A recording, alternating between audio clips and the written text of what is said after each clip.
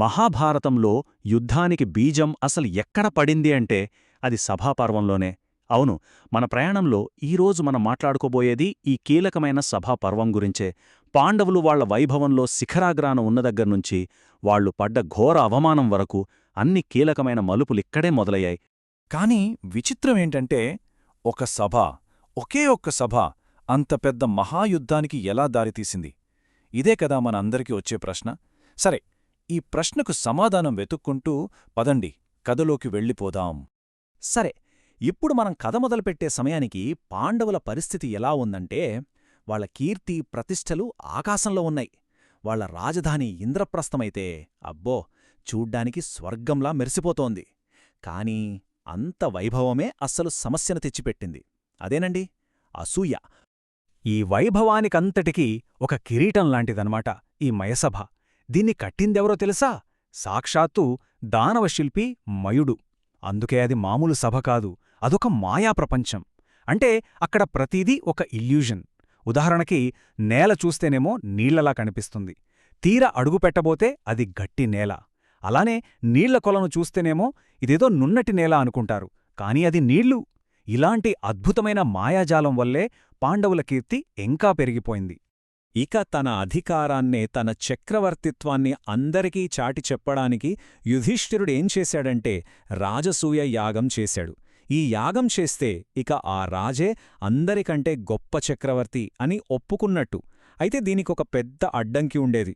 అదే మగధరాజు జరాసంధుడు. శ్రీకృష్ణుడి సలహాతో భీముడు ఆ జరాసంధుడిని ఓడించడంతో ఇక యుధిష్ఠిరుడికి తిరుగులేకుండా పోయింది. తనే చక్రవర్తి అయ్యాడు. సరే, ఈ యాగానికి దుర్యోధనుడు కూడా వచ్చాడు. వచ్చి పాండవుల వైభవాన్ని, ఆ మయసభ అద్భుతాల్ని చూసి అస్సలు తట్టుకోలేకపోయాడు. అసూయతో రగిలిపోతున్నాడు. సరిగ్గా అదే సమయంలో ఆ సభలో ఉన్న మాయ తెలియక నేల అనుకొని నీళ్లలో పడిపోయాడు. ఇంకేముంది, అది చూసిన ద్రౌపది, భీముడు గట్టిగా నవ్వేశారు. ఆ నవ్వు అతని గుండెల్లో ఒక బాకులా దిగిపోయింది. అదే, ఆ క్షణంలో పడ్డ అవమానమే అతన్లో ప్రతీకార జ్వాలనే రగిలించింది. ఆ ప్రతీకారం, ఆ అవమానం ఇప్పుడు ఒక కుటిలమైన పన్నాగంగా మారింది. దుర్యోధనుడి మనసులో పుట్టిన ఆ పన్నాగమే మాయాజూదం. దీనికి దుర్యోధనుడికి తోడయిందెవరు? అతని మేనమామ శకుని. పాచికల్ని ఎలా వేస్తే అలా పడేలా చేయడంలో శకుని దిట్ట. సో ఇద్దరూ కలిసి ప్లాన్ వేసి ధర్మరాజుని జూదానికి పిలిచారు. ఇప్పుడు చూడండి ధర్మరాజు పరిస్థితి. క్షత్రియ ధర్మం ప్రకారం ఎవరైనా ఇలాంటి దానికి పిలిస్తే కాదనుకోకూడదు, అది అవమానం. అందుకే ఆ వలలో మోసముందని తెలిసినా తప్పక అడుగుపెట్టాడు. ఇక ఆట మొదలైంది. శకుని తన మాయతో పాచికలు వేస్తూనే ఉన్నాడు. యుధిష్ఠిరుడు ఓడిపోతూనే ఉన్నాడు. ఒకటి తర్వాత ఒకటి. మొదట సంపద పోయింది, తర్వాత రాజ్యం పోయింది. ఆ తర్వాత తన ప్రాణం కంటే ఎక్కువగా చూసుకునే తమ్ముళ్లను పందెంగా పెట్టి ఓడిపోయాడు. చివరికి తనను తాను కూడా ఓడిపోయాడు. ఇంకేమీ మిగలలేదు. ఆ జూదం మొత్తులో, ఆ నిస్సహాయ స్థితిలో ఎవ్వరూ ఊహించని, చెయ్యకూడని పని చేశాడు.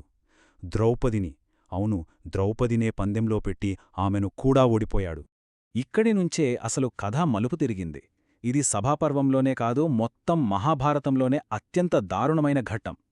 అన్ని ధర్మాలు, అన్ని నీతిలు అన్ని గాలికి కొట్టుకుపోయాయి. ఈ ఒక్క సంఘటనే యుద్ధం జరగడం ఖాయమని తేల్చేసింది. దుర్యోధనుడు వెంటనే ఆజ్ఞాపించాడు. అతని తమ్ముడు దుశ్శాసనుడు రజస్వలగా ఉండి ఏకాంతంగా ఉన్న ద్రౌపదిని జుట్టుపట్టుకుని నిండు సభలోకి అందరూ చూస్తుండగా ఈడ్చుకొచ్చాడు. ఆలోచించండి, ఆ సభలో భీష్ముడు, ద్రోణుడు లాంటి మహామహులున్నారు. కాని అందరూ తలలు దించుకుని కూర్చున్నారు. ఎవరూ ఏమీ చేయలేకపోయారు. దుర్యోధనుడు క్రూరత్వం అక్కడితో ఆగలేదు. ద్రౌపదిని వివస్త్రును చేయమని దుశ్శాసనుడిని ఆదేశించాడు.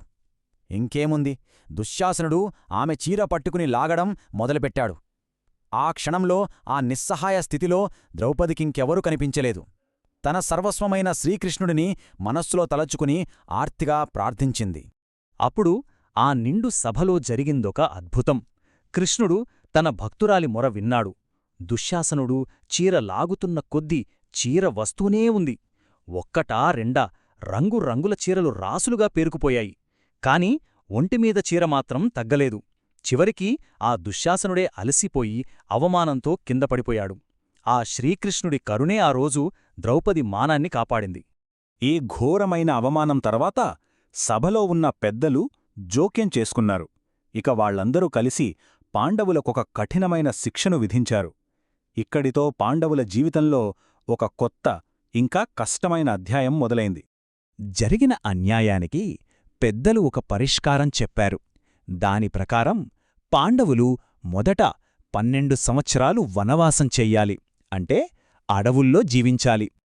ఆ 12 అయిపోయాక ఇంకొక సంవత్సరం అజ్ఞాతవాసం, అంటే వాళ్లు పాండవులని ఎవ్వరికీ తెలియకుండా తమ గుర్తింపును దాచుకుని బతకాలి. ఈ మొత్తం 13 సంవత్సరాలు విజయవంతంగా పూర్తి చేస్తేనే వాళ్లకి వాళ్ల రాజ్యం తిరిగి వస్తుంది. ఇది షరతు. ఈ శిక్షతో సభాపర్వం ముగిసింది. ఇక్కడినుంచి అరణ్యపర్వం, అంటే పాండవుల అటవీ ప్రయాణం మొదలవుతుంది. కాని ఒకటి గుర్తుంచుకోవాలి, ఇది కథకు ముగింపు కాదు, ఇది వారి ప్రయాణంలో తర్వాతి దశ. ఇంకా చెప్పాలంటే ఇది యుద్ధానికి దారితీసే మార్గానికి అసలైన నాంది. చూశారు కదా, ఒక సభలో మొదలైన చిన్న అసూయ ఎంతటి ఘోర అవమానాలకి దారితీసిందో. పాండవులు సర్వం కోల్పోయి అడవుల పాలయ్యేలా చేసింది. ఇంత దారుణం, ఇంత అధర్మం జరిగాక ఇక ఆ 2 పక్షాల మధ్య శాంతి అనేది సాధ్యమేనా, లేక యుద్ధం జరగడం తప్పదా? ఇది మనల్ని ఆలోచింపజేసే ప్రశ్న.